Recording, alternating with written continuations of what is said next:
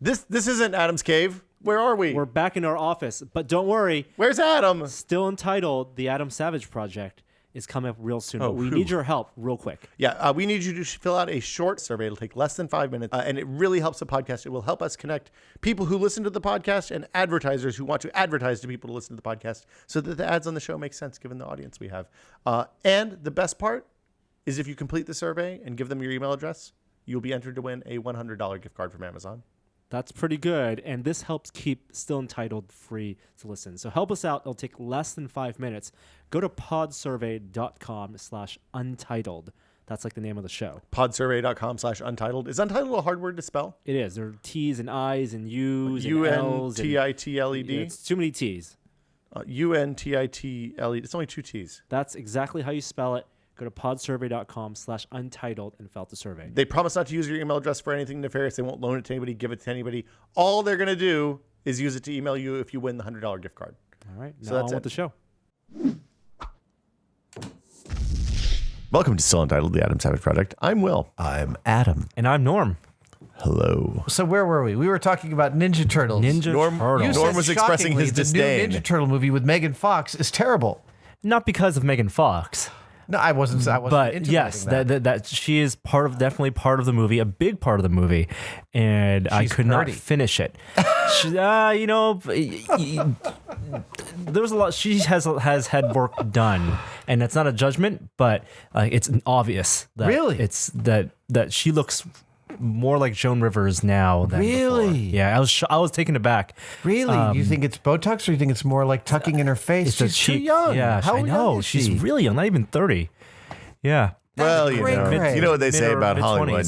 You hit 24 and you're all done. And someone I was watching with made the joke that maybe like they cast her because of how fake she looks, made the turtles look that much better. Are the turtles are CG in this? All CG. Yeah. The turtles are all CG. But the reason we want to talk about it because the animatronics of the Jim Henson Turtles. Yes, the Jim Henson Ninja Turtles movies, and there's 2 of them. They made 3 Ninja Turtles movies. The third one, not so good at all. Second one, first 2 were fantastic. Was it like a RoboCop 3 situation where like the third one was super low budge?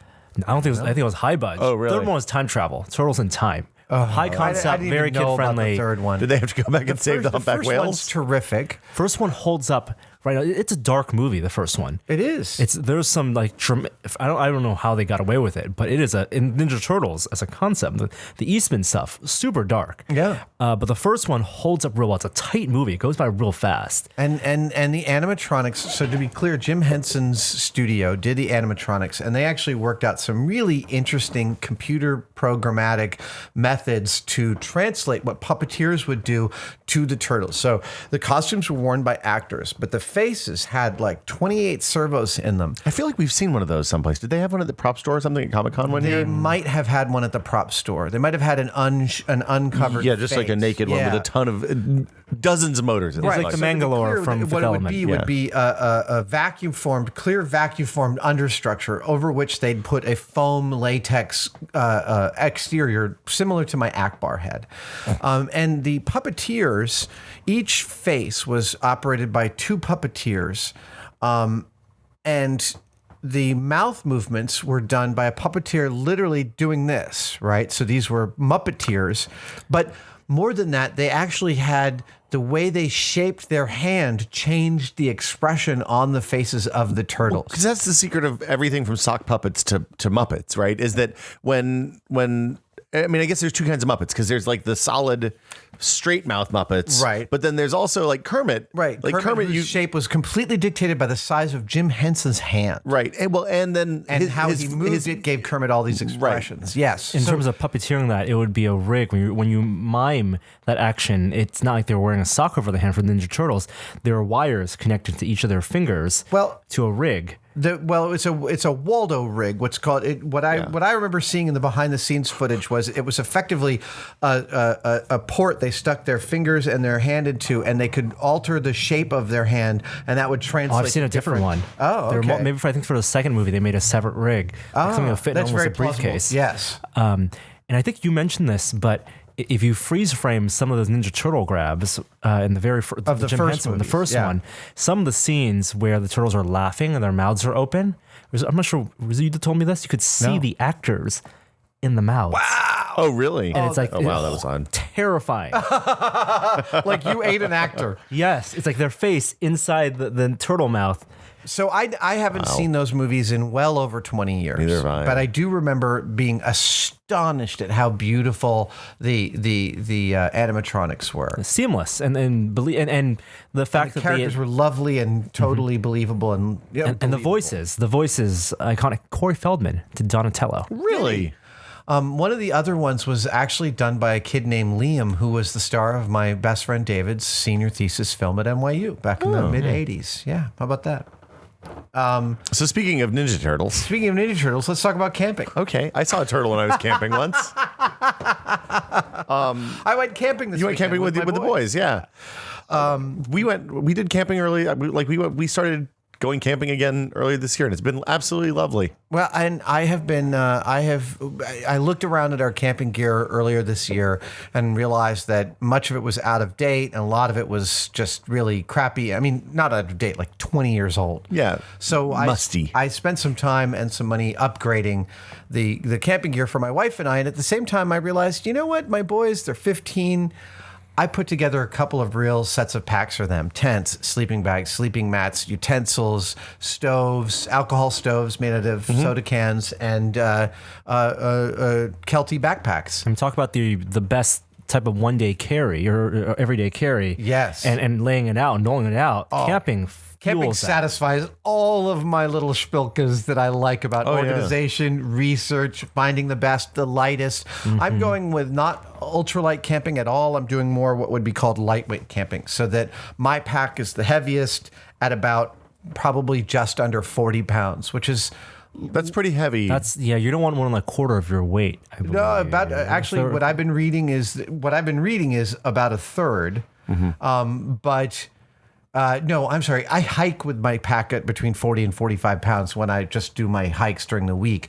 We went to camping. My pack was about 35 pounds. Okay. That's a really good weekend weight. Oh, it's totally reasonable. The boys were about 20 pounds each.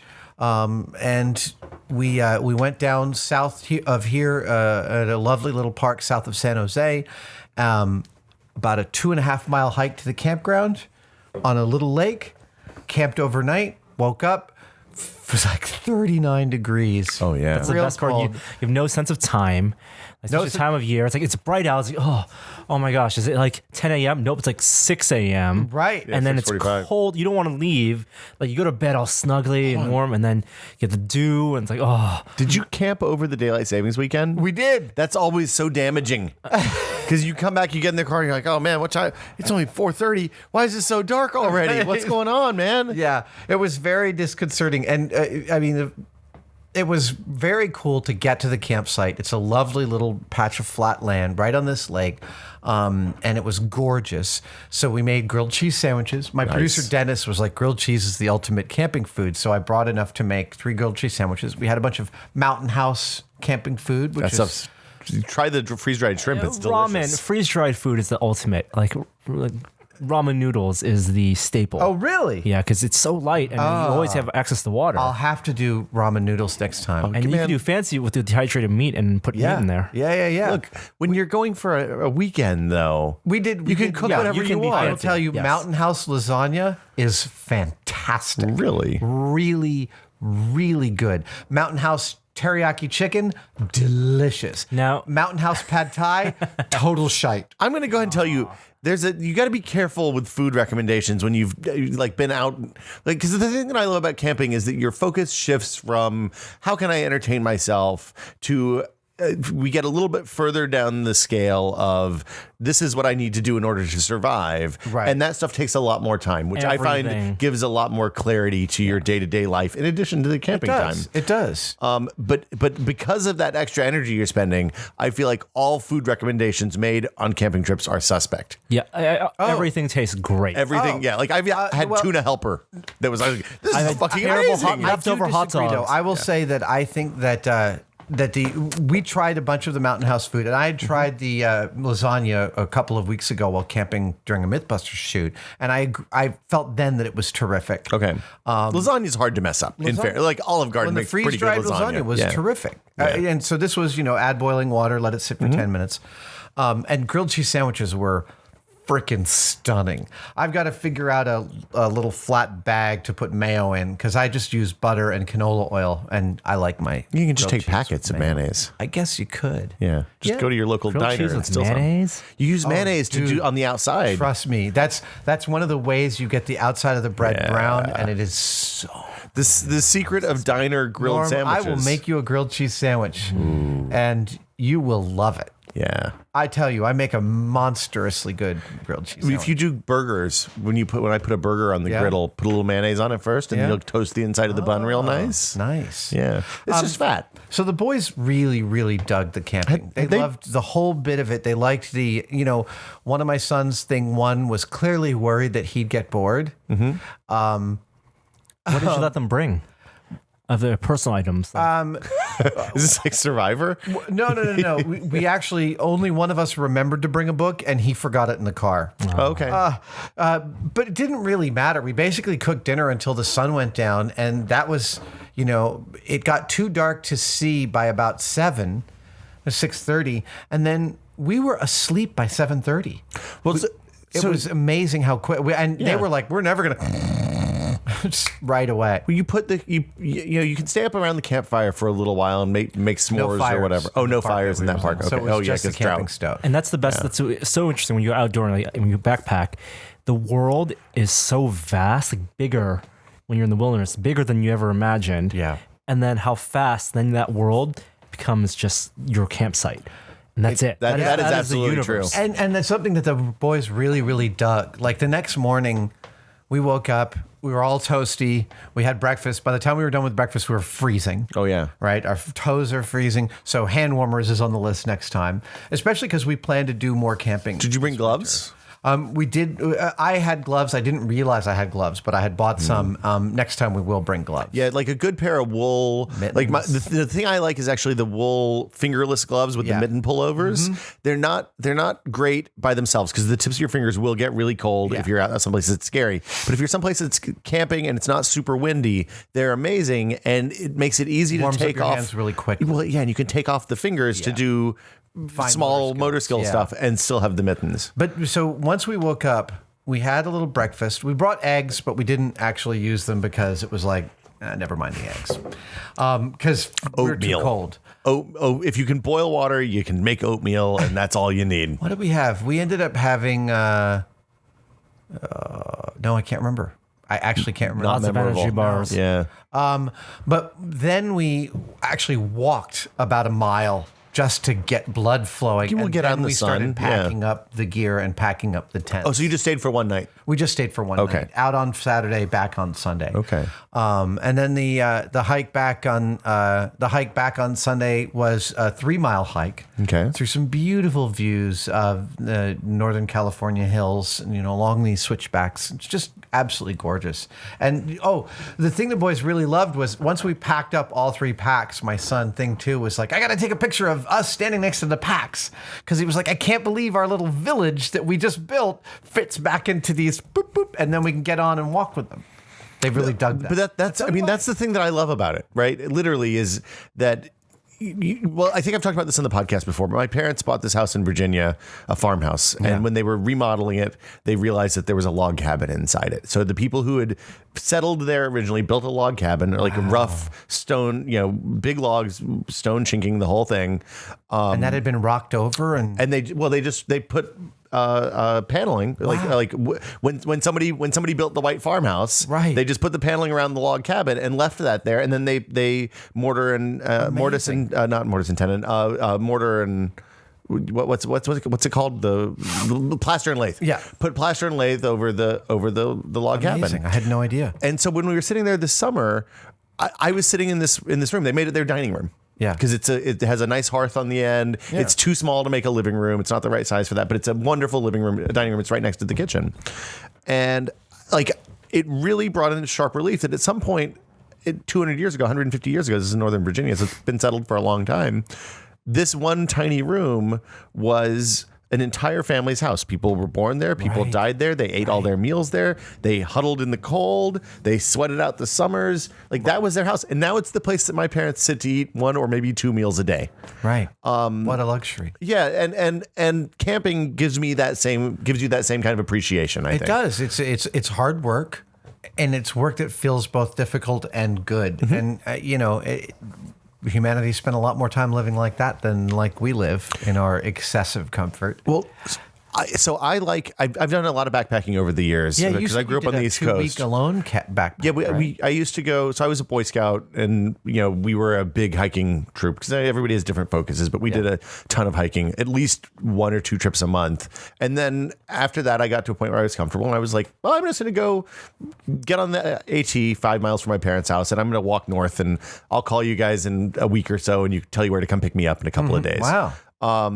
And I did that. So I carried it. It was a huge pack. It was probably 70 or 80 pounds because I was carrying all my food. Right. 2 weeks worth of food. And I didn't have enough money for the freeze dried business. Yeah. So I was doing a lot of tuna helper and stuff like that.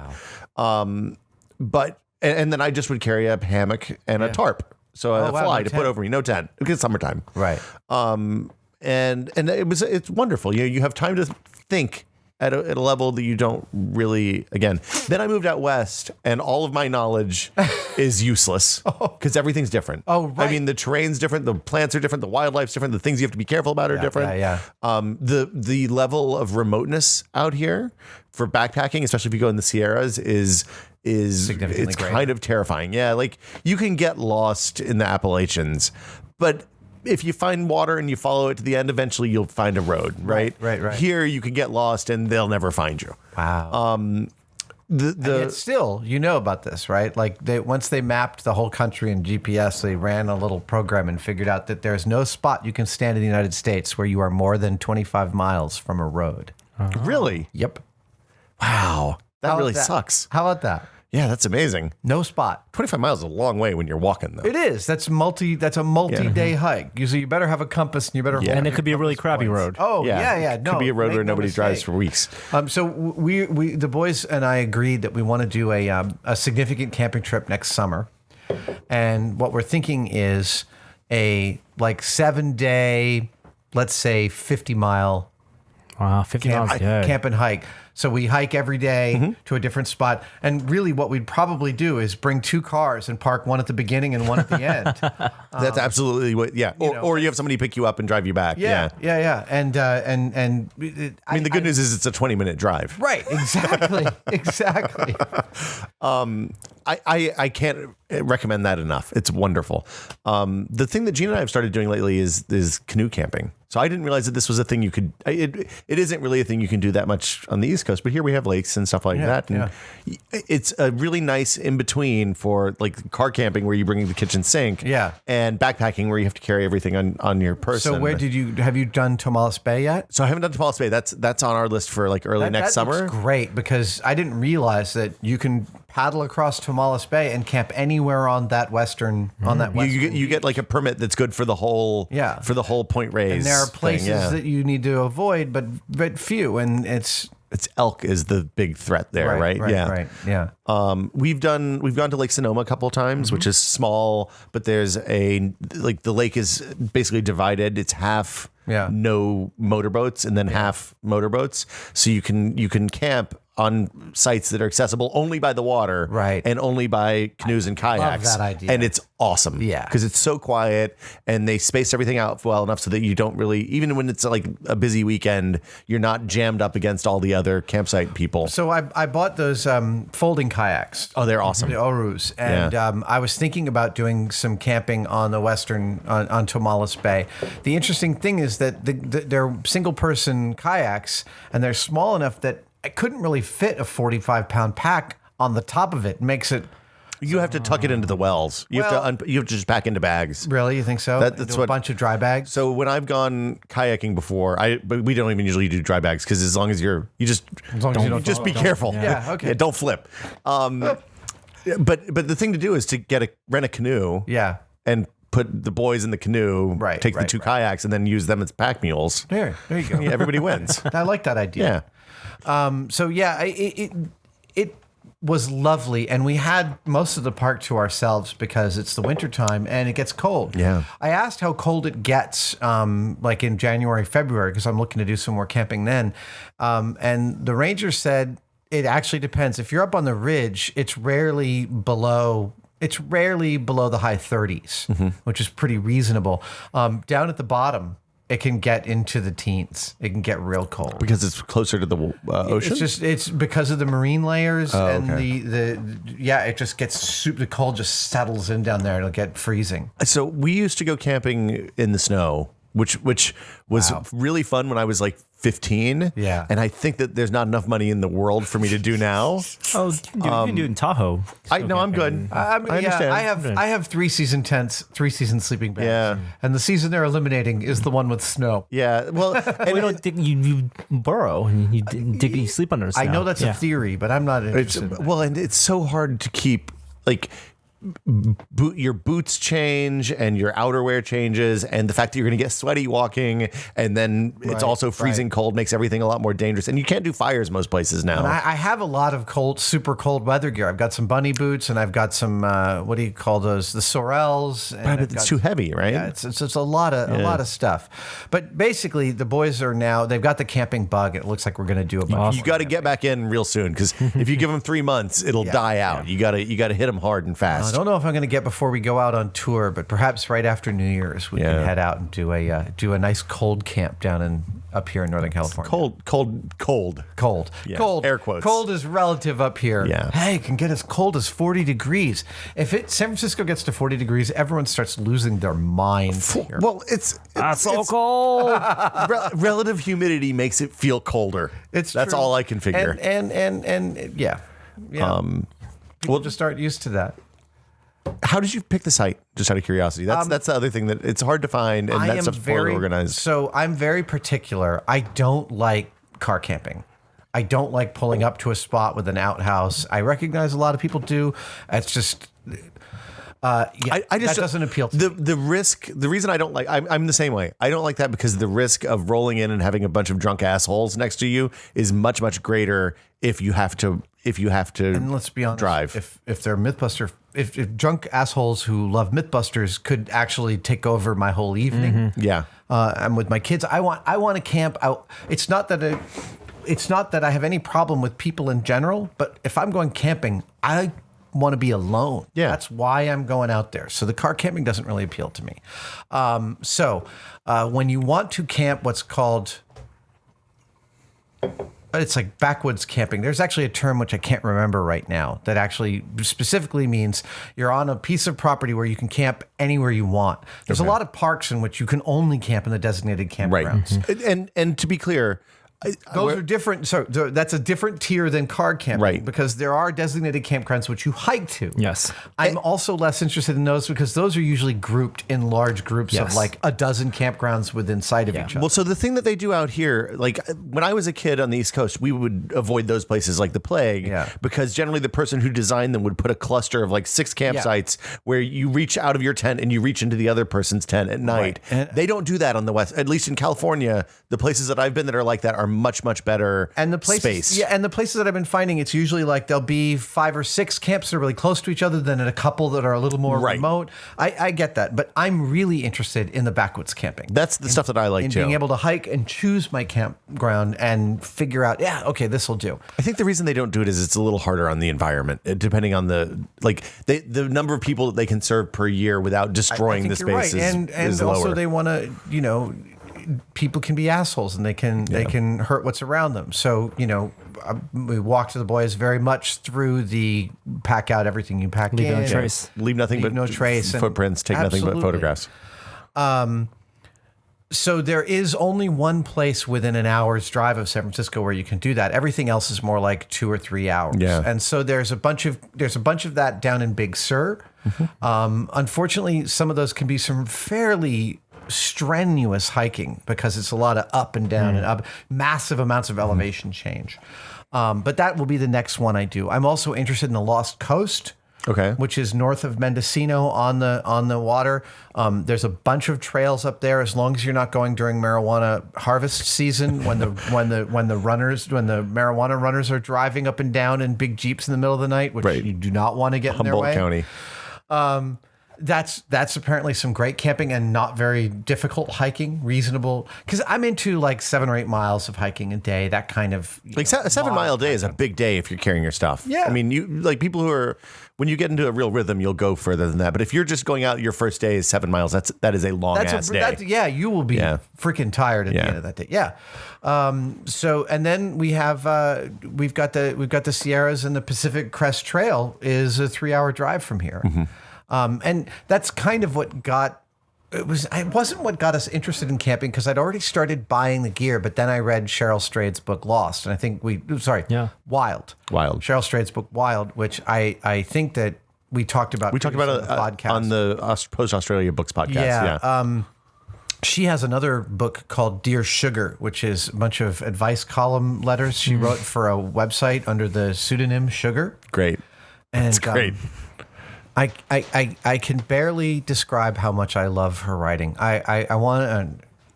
We're reaching out to her about the talking room. Okay. Cheryl, we're coming to reach out. We're coming for you. She's a wonderful writer who is deeply committed to just being really honest about how difficult life is, and talking about herself with no filters, and it's very moving to read someone who writes like that. And the Wild I loved. Dear Sugar is kind of wrecking me. It's so lovely, and there's a way in which that style of writing really lent itself weirdly to the camp diary that Wild is. Because it's difficult, and that's kind of why you go. And it's incredibly peaceful. I mean, both of my sons were gobsmacked by the silence and how invigorating it was. And then we woke up at 5 a.m. to look at the stars. And again, gosh, you don't know what darkness is. That's my favorite thing, though. Is like that's why I sleep in hammocks when I go camping. Jaw drop. Is because you open when you wake up to take a leak at 5 o'clock in the morning.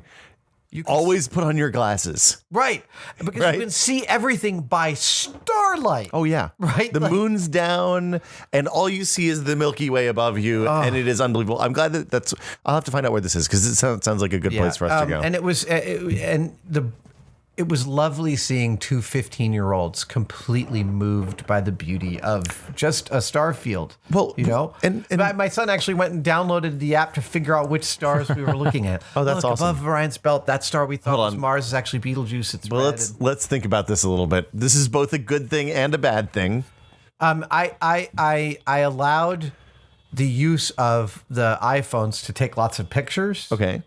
And took them away to go to bed. Okay. Because fuck technology while camping. Yeah. It is actually, from a camera standpoint, it is the most ideal camera to hike with, right? Because it's absolutely tiny. Yeah. The next time we go, I really do think I'm going to bring the 5D Mark III and a carbon fiber tripod. Oh God, I always want to do that. It's so heavy. I know it's heavy.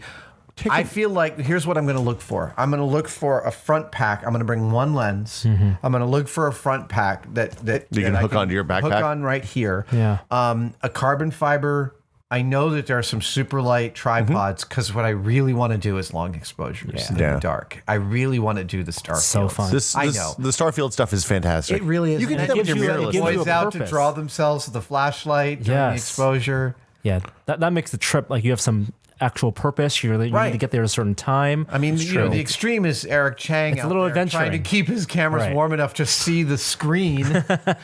But the boys, they were bummed I didn't bring the Canon. They were like, we should do some long exposures, and the iPhone. You could do that with your mirrorless too, and then save a couple pounds. This is true, but lenses. I'm selling the mirrorless. Okay. I just don't get that camera as much as I get the.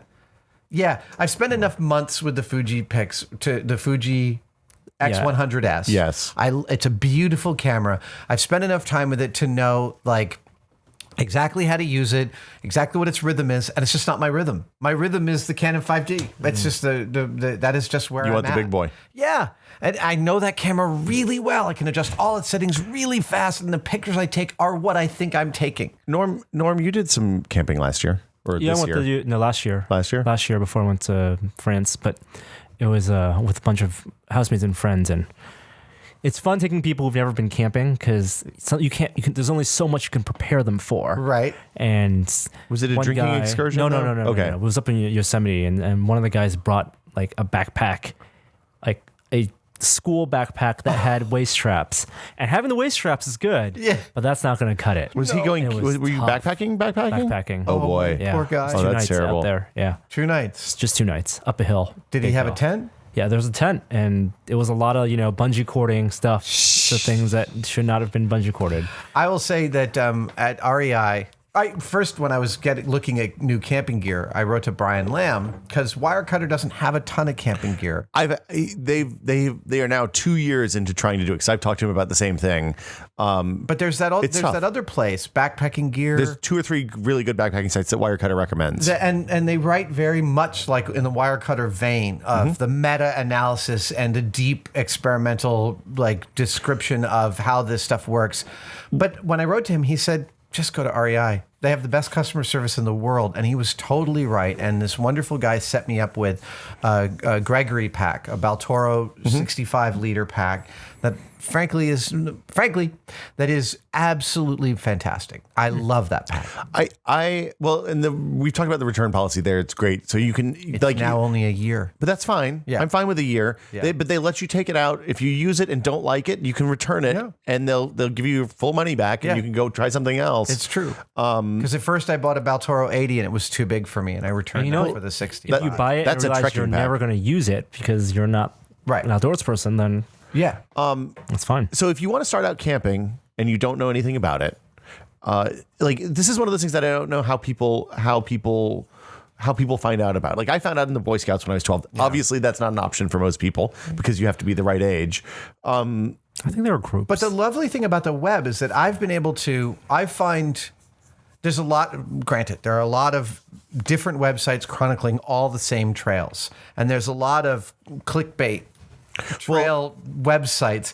But for the most part, once you start to get into people's descriptions of their hikes on different campsites and different hikes, there's some fantastic information, exactly what gear they took, how they used it, what they needed, how long they were gone, that gives you great guidelines. Well, and it's like one of those things. It's one of those things that if you work in an office in a mid-sized company or in a small company with 20 people, probably at least one person there is into some form of camping. And the thing I found is that people who are into camping are happy to share expertise, advice, trails, the all entire that kind of staff stuff. at REI, who, as far as I can tell, they all go camping constantly. But the thing you have to fight, the thing I have to fight at least, is that when you start getting back into that or get into it for the first time, you want to go out and just you can bust out the Amex at REI and spend a ton of money real fast. I might have done that. You don't need to. You're in a little bit of a different situation than many people. Yeah, it's true.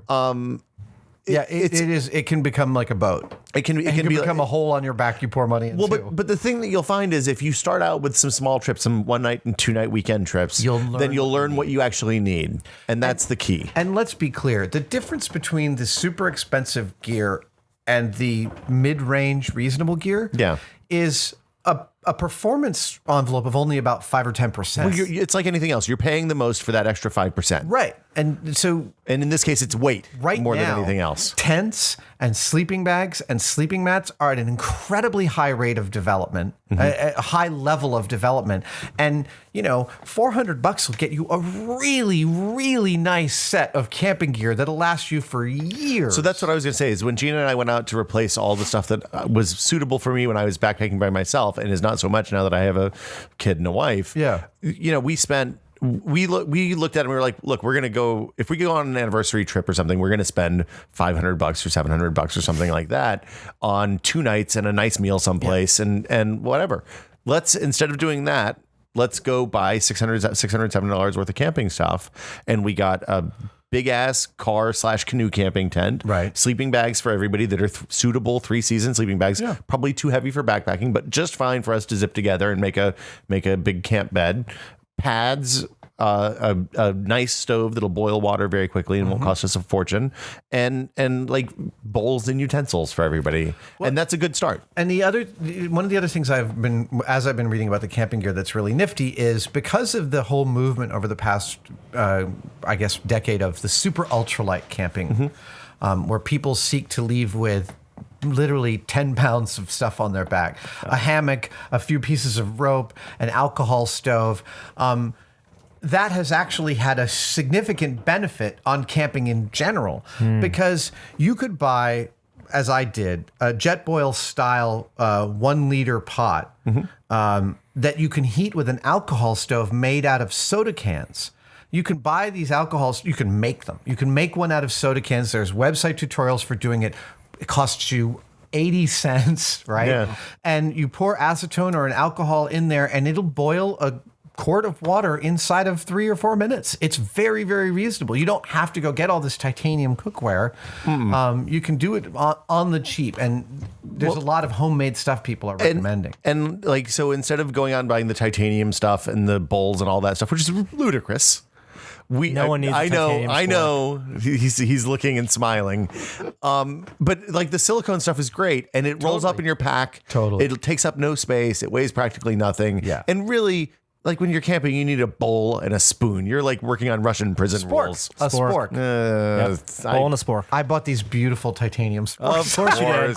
Of course you did. Of course. What an asshole. But yeah, and then water filtration is the other thing. So if you're going someplace, like the big difference in camping here and camping there is that a lot of times here you have to carry your water in with you. Yes. And that is...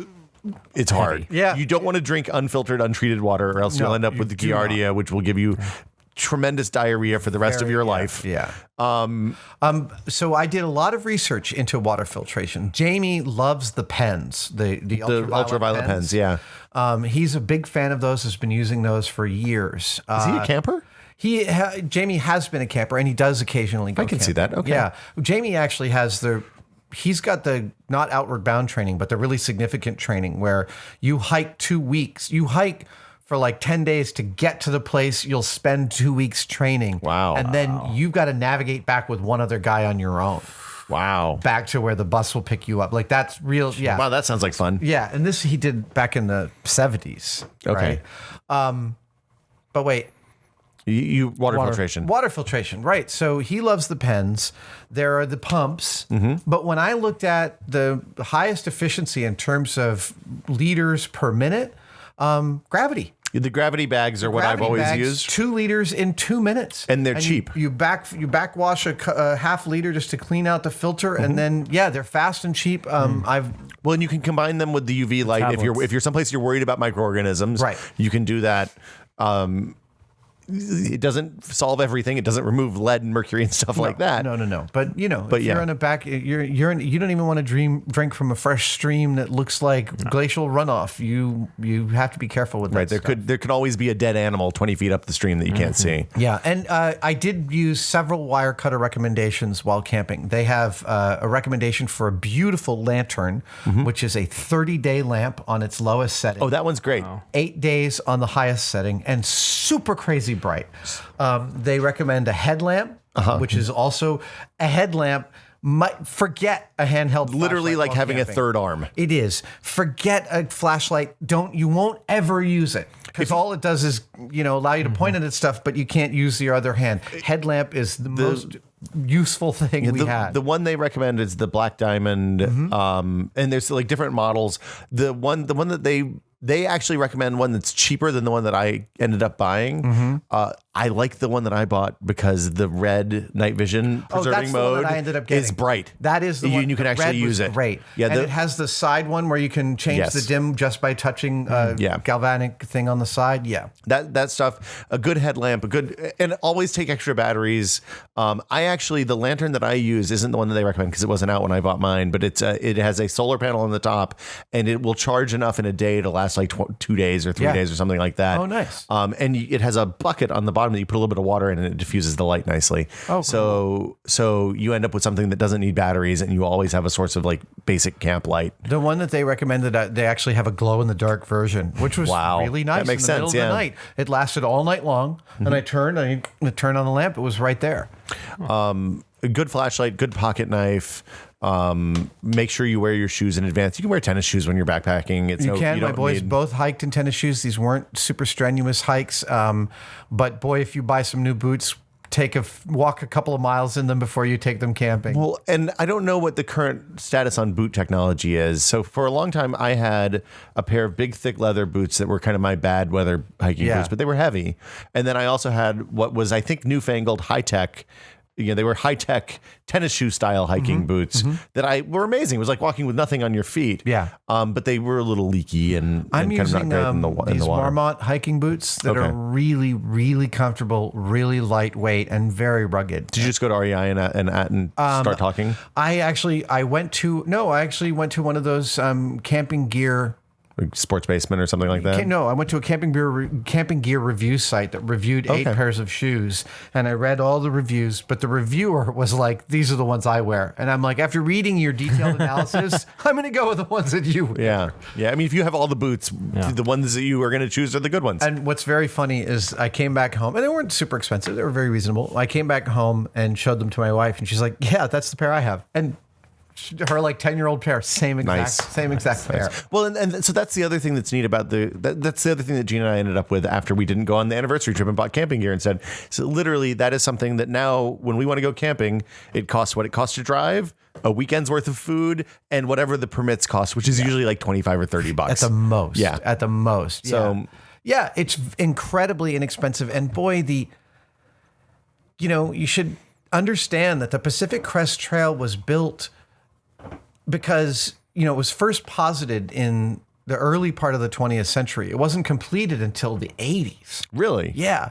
But the reason it was posited that we should have something like this is because people that conceived of it understood that we are better when we spend time in nature. It is really good to spend time away from all of this convenience to contemplate, really. I mean, I know there's Roland Barthes, makes fun of modern man for, enjoying nature as a weekend excursion, but that peace and that experiencing carrying your shelter and your food on your back and the struggle to get water, settling somewhere and struggle to get water. It's a lovely exercise. It's really very vital.